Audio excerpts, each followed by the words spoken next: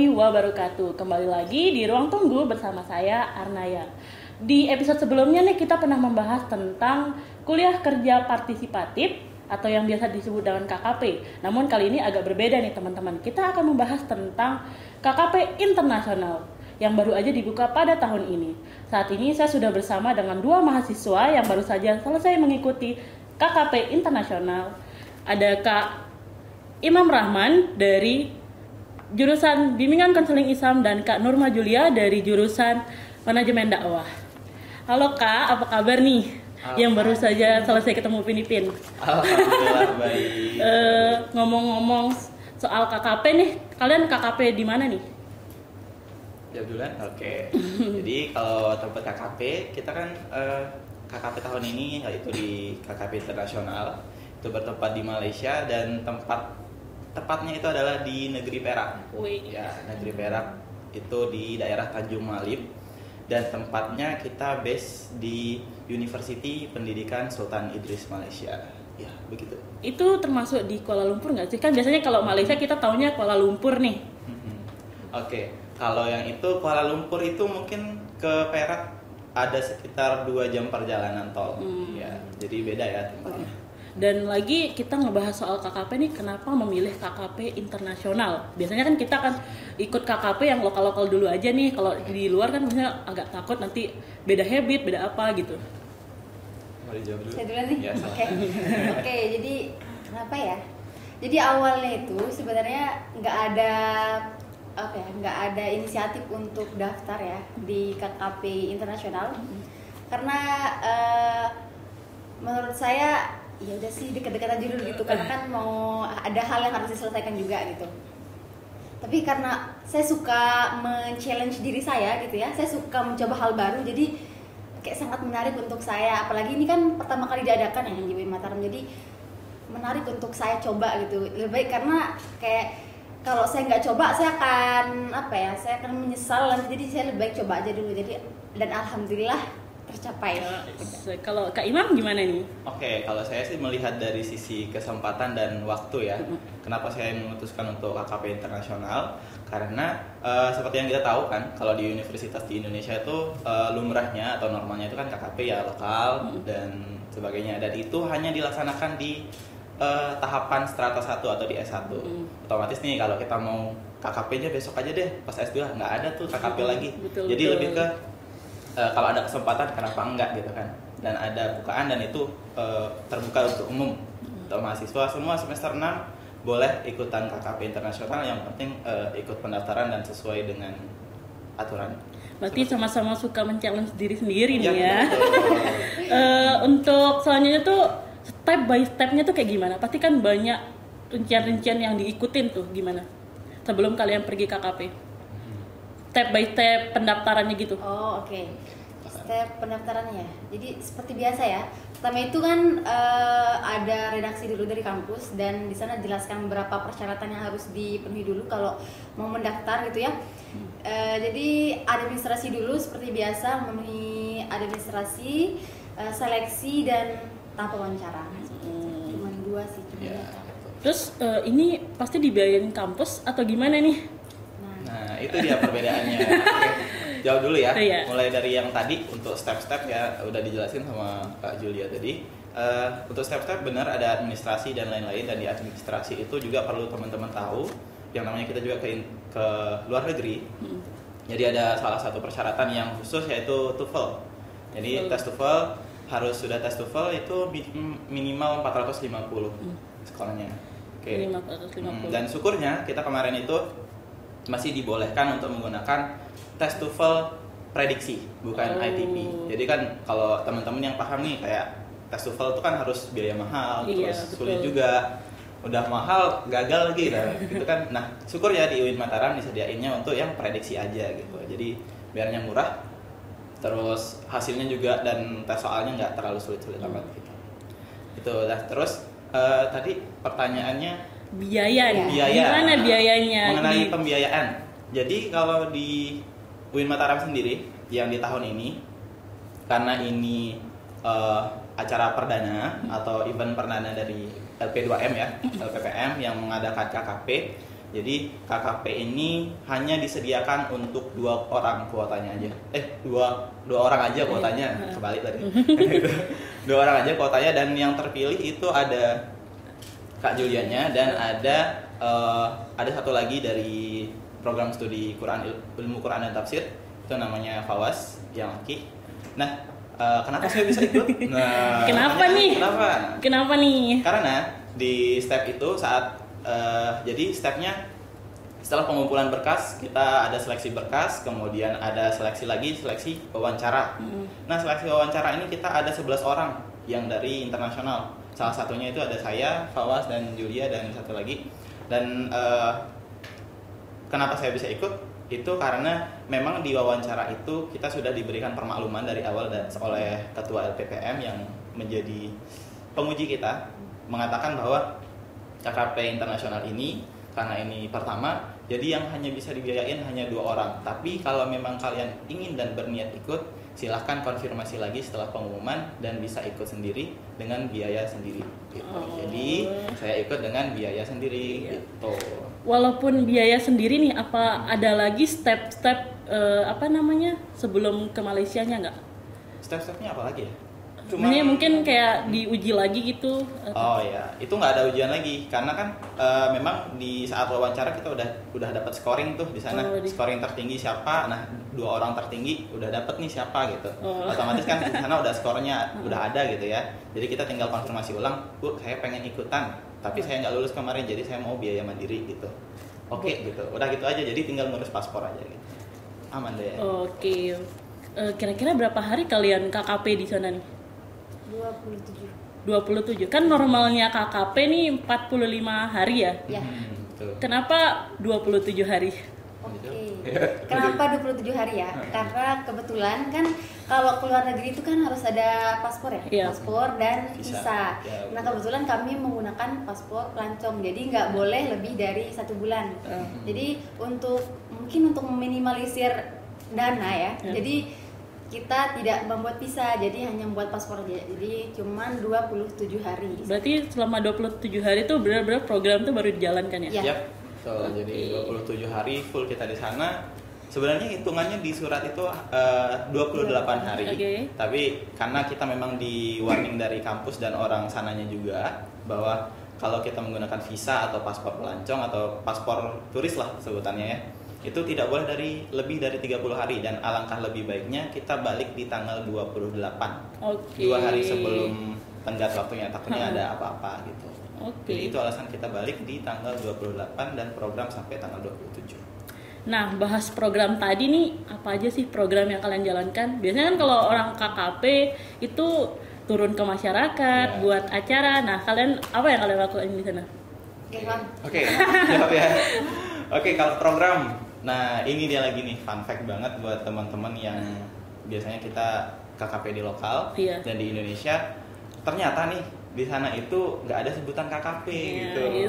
Oh, berarti nggak ada sebutan KKP sama sekali ya? Betul. Di sana waktu kita sebut KKP, apaan tuh KKP bingung. Kerja nyata apaan? Jadi sebutan di sana itu adalah student mobility.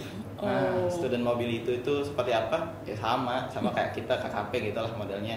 Tapi yang bedanya adalah dengan yang ada di sini, kita di sana itu penempatannya benar-benar sesuai dengan prosedural kampus. Jadi kita di manage oleh kampusnya langsung, karena kita berhubungan langsung dengan FPM namanya di sana, Fakulti Pembangunan Manusia atau Human Development. Jadi kita dapat surat tugas, semua tugas-tugas KKP kita itu berasal dari fakultas tersebut. Jadi kita keluarin surat tugas lah dari sana.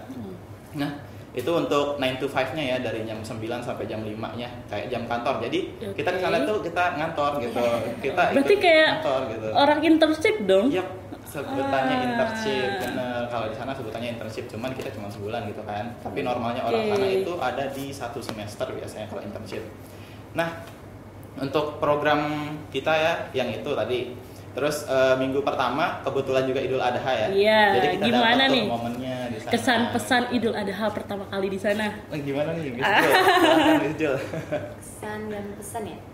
Idul Adha di sana satu hal yang baru ya bagi saya, karena baru pertama kali saya turun langsung untuk ikut mengurus Idul Adha ya. Jadi di sana tuh di kampus ya. Jadi kampus sendiri yang mengadakan korban. Jadi dan yang membantu itu juga dari tenaga mahasiswanya gitu. Jadi mahasiswa juga banyak yang membantu. Dari dosen-dosennya juga banyak yang membantu di sana dan ramai sekali, ramai. Oke, mau. Iya. Oke, Idul Adha ya. Karena kita lokasinya memang di dalam kampus. Yeah. Dan fun fact juga, UPSI atau Universiti Pendidikan Sultan Idris itu wilayahnya sekitar 800 hektar dan itu sangat luas banget. Luas banget ya. Jadi ternyata. kampusnya, fakultasnya, terus rektoratnya dan asramanya sekalian juga ada di sana. Dan asrama itu banyak banget asramanya untuk orang lokal, terus international block. Dan kebetulan kita juga tinggalnya di international block. Jadi di momen Idul Adha itu semua student-student yang nggak balik kampung itu ikut semua kegiatan di masjid untuk Idul Adha. Jadi ramai banget. Dan itu kita ada motong 10 sapi. Kalau di sana sebutannya lembu ya. Iya. Sapi nggak sih? Nggak Bukan tahu sapi ya? Nggak tahu itu lembu apa sapi ya. Kayaknya beda di sana. Beda sama Terus sapi. setelah Idul Adha nih pasti ada kegiatan-kegiatan sosial mungkin yang kalian buat. Itu kalian membuat ada program sendirinya nggak? Oke. Ayo lanjut. Miss Untuk Jul. program tersendiri ya. Jadi kita itu modelnya kita tidak terlalu memiliki kebebasan untuk berkreasi. Jadi kita sudah terjadwal gitu. Nanti kegiatannya di sini, dan di sini. Jadi nggak ada jangkauan lain untuk kita berkreasi kayak gitu. Jadi memang ikuti jadwal yang sudah ditetapkan dari fakultas sendiri maupun dari kampus kita gitu. Okay. Nah itu apa aja sih yang dilakuin itu selain Idul Adha tadi nih kan minggu pertama Idul Adha, minggu-minggu selanjutnya? Oke, jadi harus lebih rinci lagi ya. Oke, kita kan nyampe sana nih, ceritain aja deh storytelling nih. Datang sana, kita ikut sambutan-sambutan, terus kita tur kampus, kenal ini apa dan tempat ini apa dan macam-macam.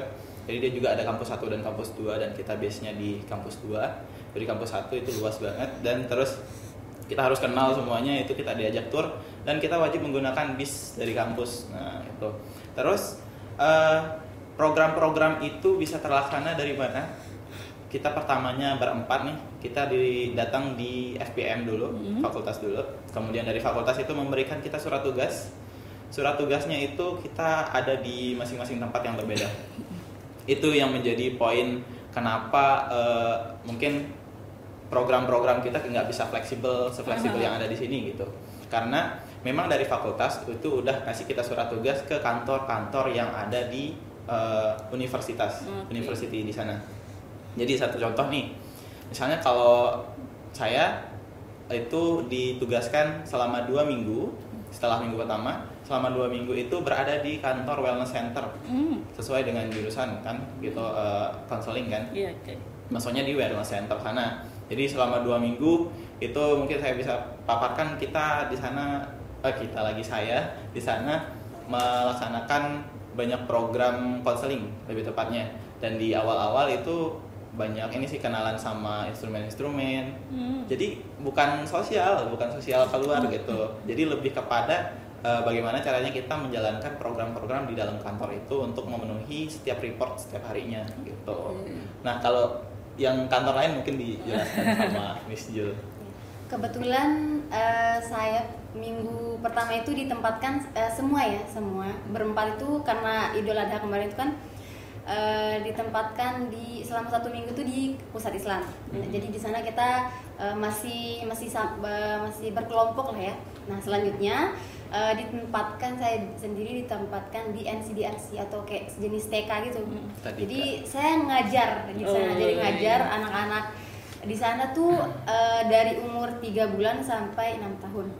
Nah kebetulan saya ditugaskan untuk mengajar di 4 tahun, umur 4 tahun. Dan partner saya Nurul itu dia juga ditempatkan di sana, tapi di umur 6 tahun.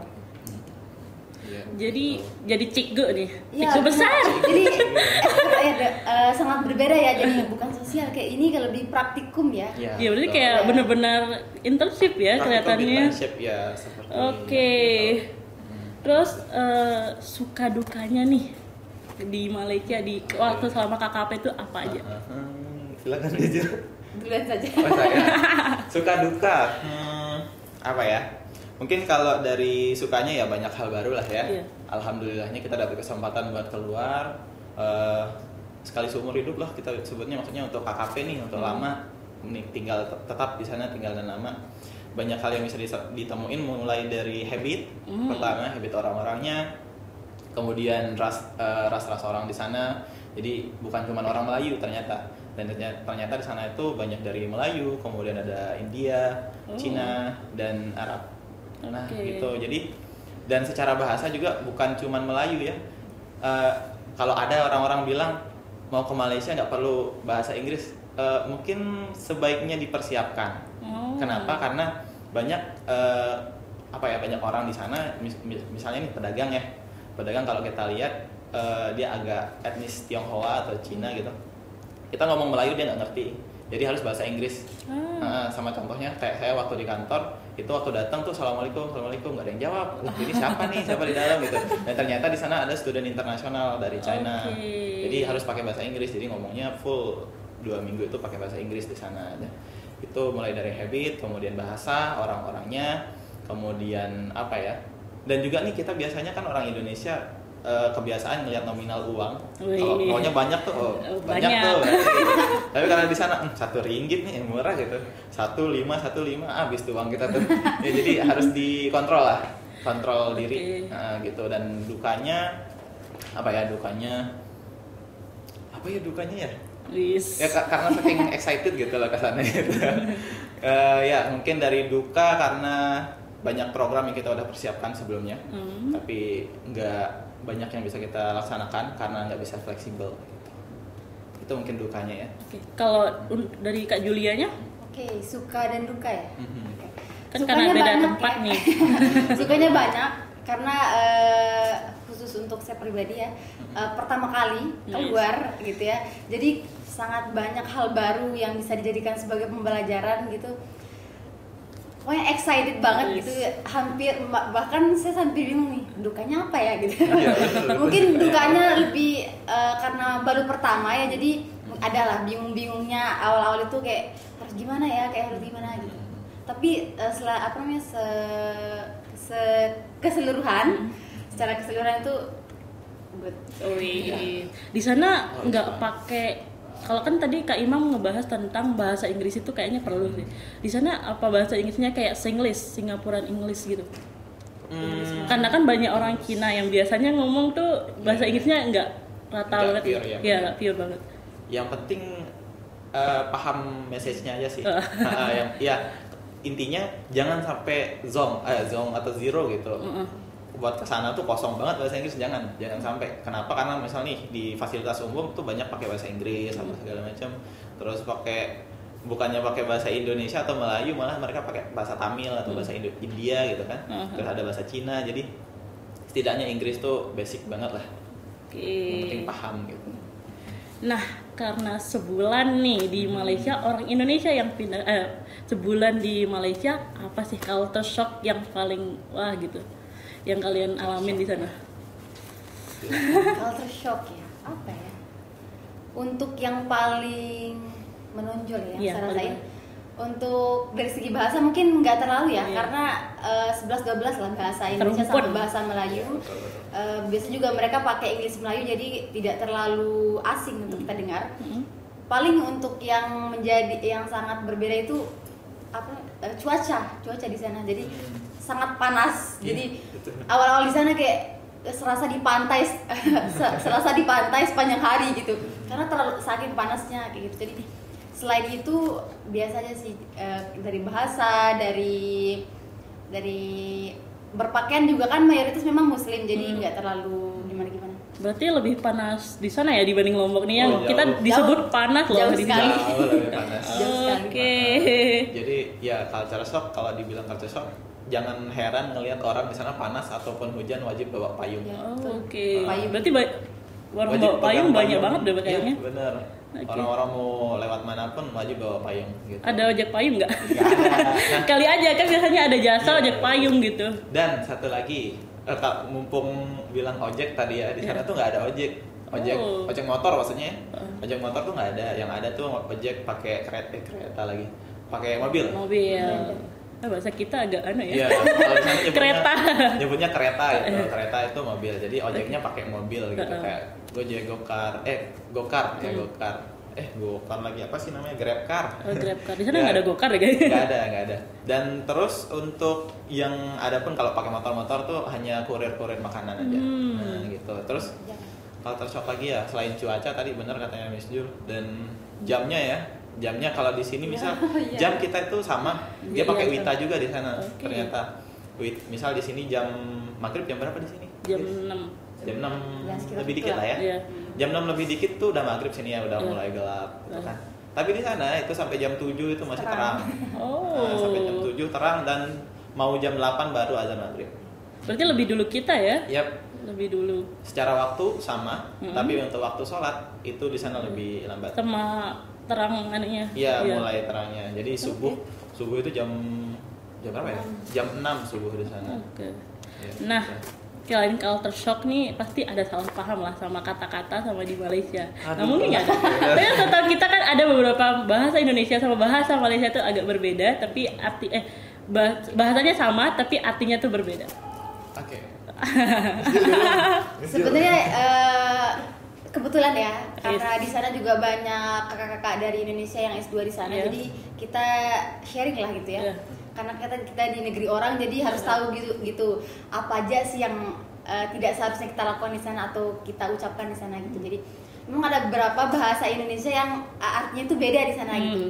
Kayak apa ya? Juga lupa ya. Boleh nyebutin kan? Boleh. Tapi nanti agak disensor dikit. Oh iya, oke. Mungkin Boleh masih ya. inget ya kata-katanya coba. Nggak apa, sebut aja. Disensor dikit. Nama kerjaan. Jadi ada beberapa kata yang nggak boleh disebut. Misalnya kalau kita nih paling basic deh, gampang gitu. Gampang apa sih artinya di sini? Mudah kan? Iya mudah. Gampang. Gampang ya. Gampang. Tapi di sana ternyata nggak boleh. Kata gampang tuh nggak boleh. Gampang itu nggak boleh. Kenapa Kita harus beda? ganti pakai senang aja gitu. Oke. Nggak mudah gitu. Kenapa? Karena gampang itu artinya, sorry ya, anak. Oh, anak. Iya. Sensor ya nanti. Iya sensor. Ya, Sensor. jadi harus diganti dengan senang je, mudah Oh my gitu. God, Jadi baru nggak boleh tahu bilang loh. gampang gitu. Jauh banget kan ya. Iya, jauh Kaget banget. gitu. Dan kagetnya kita adalah waktu sambutan ke sana banyak yang ngomong Iya. gampang. Dari dosen-dosen itu. Heeh. Untung mereka. Ya, untung mungkin welcome malum gitu ya, lah. mungkin malum. Nah, terus ada lagi, misal nih kalau kita berpisahan sama orang nih, dadah gitu, dadah. Heeh. Dan itu sebenarnya nggak boleh disebut dadah, lebih pakai bye bye, Oke. bye bye. Kenapa dadah itu artinya narkoba? Oh, jauh banget ya. Jauh ya, lumayan Dadah, jauhnya. Dadah, narkoba, terus gampang, terus apa Butuh. lagi? Butuh ya itu paling riskan banget kesebut tuh butuh gitu. Iya. Kenapa nih? Kita butuh, kita punya kebutuhan. Ya. Butuh tuh nggak boleh. Kenapa? Butuh itu kemaluan laki-laki. Oh, jauh banget ya, Jauh guys. kan, jauh kan. Aduh, kayaknya Jadi- hati-hati nih. Apalagi yang mau cari jodoh di Malaysia, hati-hati yang ngomongnya Betul. teman-teman. Jadi butuh itu diganti dengan perlu atau perlu. keperluan. Saya Memerlukan. perlu ini, saya keperluan ini, perluannya ini, memerlukan. Jangan pakai butuh ya. Nah, itu ingat itu. Itu mungkin ada beberapa ya, gampang, butuh, sama dadah. Itu paling easy to Iya, easy to say ya. easy to say. Oke. Jadi hati-hati aja. Oke. Nih, selama 28 hari KKP berlangsung, hal yang paling berkesan atau paling unik itu apa sih yang kalian alamin? Paling berkesan ya. Silakan Miss Joy. Paling unik mungkin kita sebutnya? Kayak paling berkesan, hal paling berkesan yang saya temui di sana apa ya? Mungkin ya lebih ke orang-orangnya. Jadi di sana, masya Allah baik-baik banget. Jadi memang ada mungkin sudah menjadi budaya mereka ya. Jadi agak berbeda sama di Indonesia. Kalau di Indonesia misalnya nih ada tamu kan, misalnya ada tamu di UIN, ada acara sambutan di UIN, ada acara sambutan di UIN ya, diadakan sambutan gitu. Nanti kalau mau berkegiatan ya udah berkegiatan aja gitu. Tapi kalau di sana, masya Allah menjadi budaya yang mungkin bisa ditiru sama orang Indonesia ya. Jadi misalnya kita udah penerimaan di di universitasnya. Tapi nanti kalau kita datang lagi ke setiap fakultas lah, atau tempat istilahnya, nanti ada lagi penyambutannya, ada lagi rapatnya, ada jamuannya. Jadi mereka sangat welcome gitu, sangat welcome dan apa ya? Terstruktur ya? Ya terstruktur sekali. Jadi agenda-agendanya? Ya, walaupun kita awalnya bingung, tapi karena kebiasaan mereka yang selalu selalu mengadakan meeting terlebih dahulu di setiap tempat yang kita datangkan itu, jadi membuat kita lebih mudah paham lah tentang gambaran apa yang kita lakukan ke depannya. Oke, berarti kalian udah dibantu membuat plan selanjutnya kayak gitu ya? Betul sekali. Jadi kan kita dikeluarin surat tugas, habis itu datang sesuai tanggal yang di surat tugas tuh, misalnya ke pusat Islam nih. Kita datang ke pusat Islam, habis itu semua orang-orang di pusat Islam ikutan di satu ruangan meeting. Kita disambut dulu, bla bla bla bla. Habis itu setelah meeting, setelah sambutan nggak langsung bubar. Kita langsung diajak untuk meeting 1 minggu ke depan, apa yang akan kira-kira bisa kita lakukan. Itu walaupun mereka bingung-bingung apa ya besoknya apa, tapi harus tetap ada di setiap hari itu, harus ada kegiatan dan biar berkesan nih orang-orang datang. Itu yang keren banget. Terus kemudian untuk kesannya ya lebih kepada habit dan lingkungan sih. Kalau saya kenapa? Karena orang-orang sana tuh bener-bener tertib dan teratur banget. Banget ya. Misalnya nih salah satu contoh, waktu itu kita ke Pekan atau di kantin kampusnya gitu. Dagangannya tuh kecil banget, mungkin ya sekitar meja ini.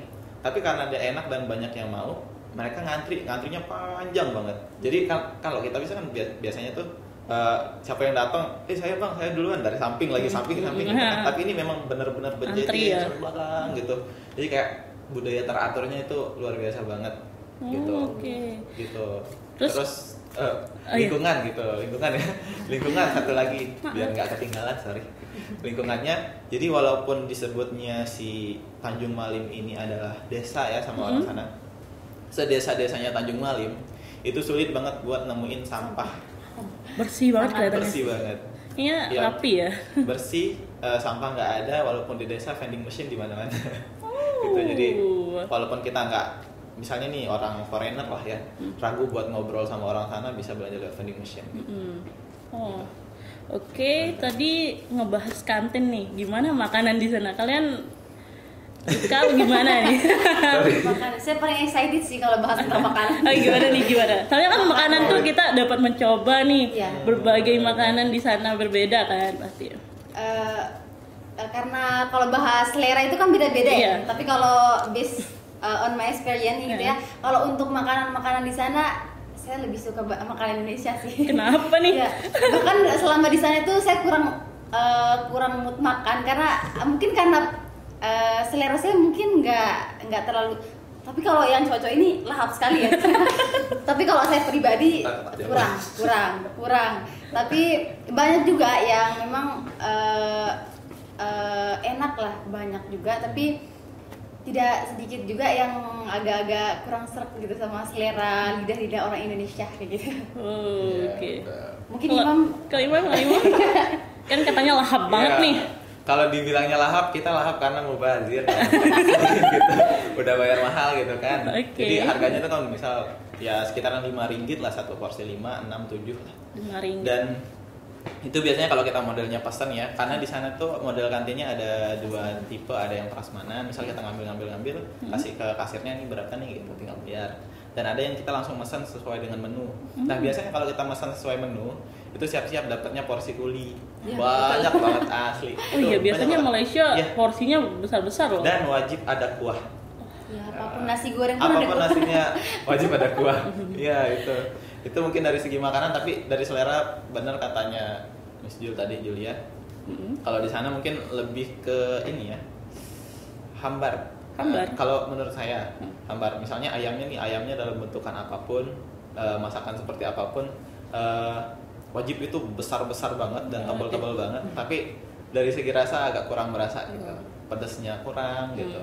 asinnya kurang, pokoknya gitulah pokoknya. Ini kayaknya generasi micin banget nih. Iya. Kayak kurang micin gak sih? Kurang micin, kurang enak. Iya kan? Iya benar.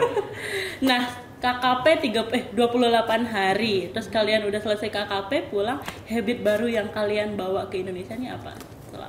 Setelah di Apa ya? Malaysia. Habit ya. Mm-mm.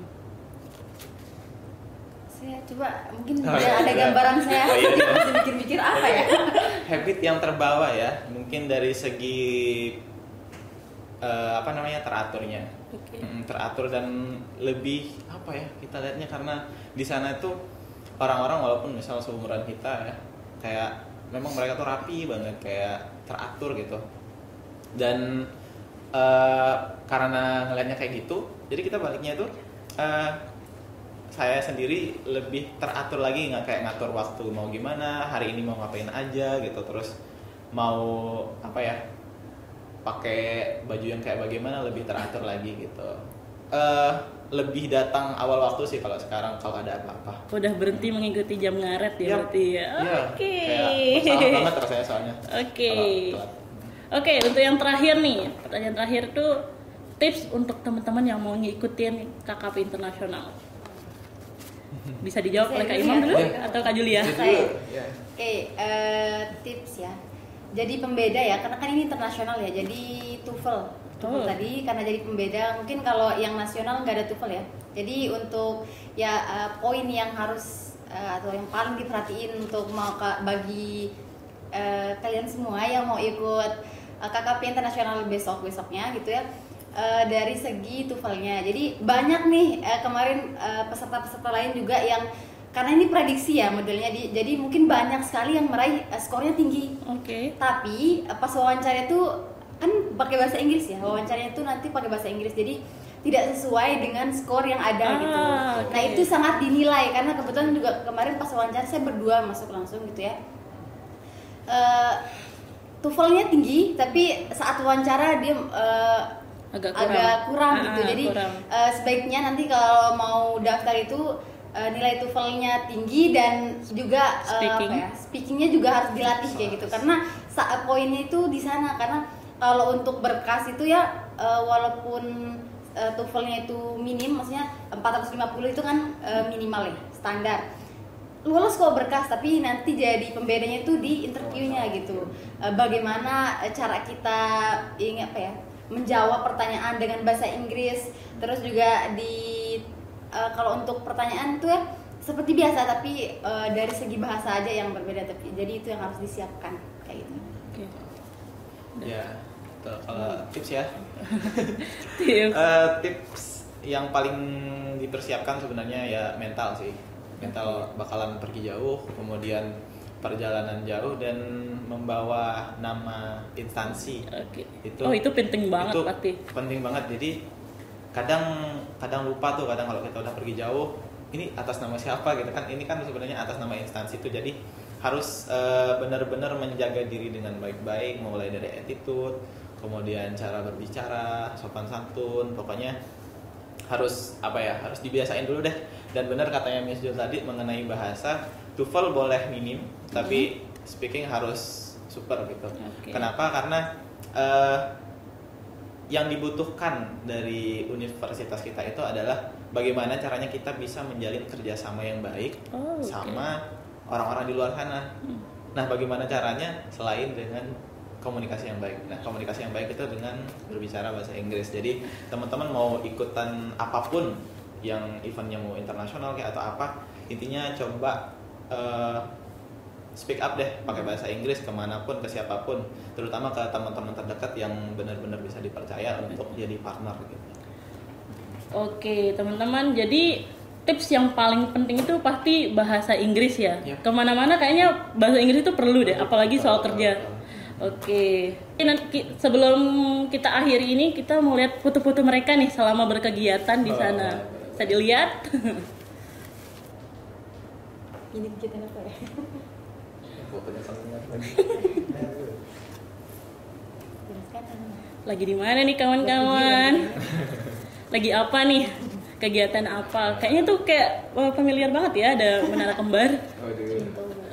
Coba jelasin Miss Jul, kita ngapain tuh di sana? Oke, kalau di sini sebenarnya weekend ya, jadi Oke. di luar jadwal kerja. Tapi di sini juga kita punya tugas dari kampus untuk membuat video promosi seperti kayak gitu. Jadi selain healing ya bahasanya, kita juga buat video di sana. Oh. Ada tugas dari kampus lah. Ya, dan, Oke. dan itu harus scripting. Ini di mana nih? Ini depan UPSI bukan ya? Ya, Ya, ini betul. depan Universitas Pendidikan Sultan Idris. University. Ini hari Iya, pertama. University. Eh, Kita pulang ya. kita ini malahan waktu pulang, kenapa? Ya. Karena kita nggak Nggak sempat ke sempat. depan karena terlalu jauh dari Oh. Jauh tempat karena kita di dalam banget. Oke. Nah ini food bank. Itu kayak familiar banget kalau nonton Upin Ipin. Itu food bank. Ya food bank. Jadi di masjid-masjid setiap universitas ataupun di apa namanya di masjid-masjid besar di sana wajib ada food bank. Jadi itu orang-orang atau ya orang-orangnya bakalan naruh makanan banyak di sana dan gratis buat siapapun. Kayak gitu. Oh. Nah ini di Sanggar Belajar Indonesia. Ya, tadi lupa dijelasin. Ya tadi lupa dijelasin sedikit. Jadi Sanggar Belajar Indonesia ini adalah tempatnya belajar anak-anak imigran yang dari Indonesia. Oh, ada banyak kan? Ada 20-an orang dan itu masih dari umur dari 7 sampai 15 tahun. Berarti kalian seperti ngajar juga di sana? Yap, kita ngajar ngaji, kita ngajar ibadah dan ngajar baca tulis dan gitu. Oke. Oh ini ini di NSDAC ya, di TK itu. Oh. Jadi kita ngajar ini pas mau pamitan pulang. Jadi semua staffnya belum tahu. Tadika Mesra ya? Ya. Tadika, Tadika. Pasca tadi. Tadika dan Pasca. Nah, ini Wah, Ini. mana nih Kak Julia? bocil-bocilnya. Lu- Ini yang Lucu dari ya? umur 5 sampai 6. Beda lagi nanti yang dari 3 bulan sampai 4. Oh, 3 bulan pun Ini ada kelas. sebutannya itu Tadika. Hmm. Nah, tempat saya itu Taska. Oh. Jadi kebetulan ini di Tadika. Iya, Tadika. Oke. Nah, ini Dan juga disanggar Sanggar. lagi. Pas baru sepas ngajar ngaji. Ngajar ngaji. Oke, Ya, begitulah. sudah. Oke, terima kasih sudah datang hari ini berdiskusi dengan kita Kak Imam dan Kak Julia. Semoga tetap menginspirasi. Amin. Sekian mungkin dari kita. Assalamualaikum warahmatullahi wabarakatuh. Salam. Dah.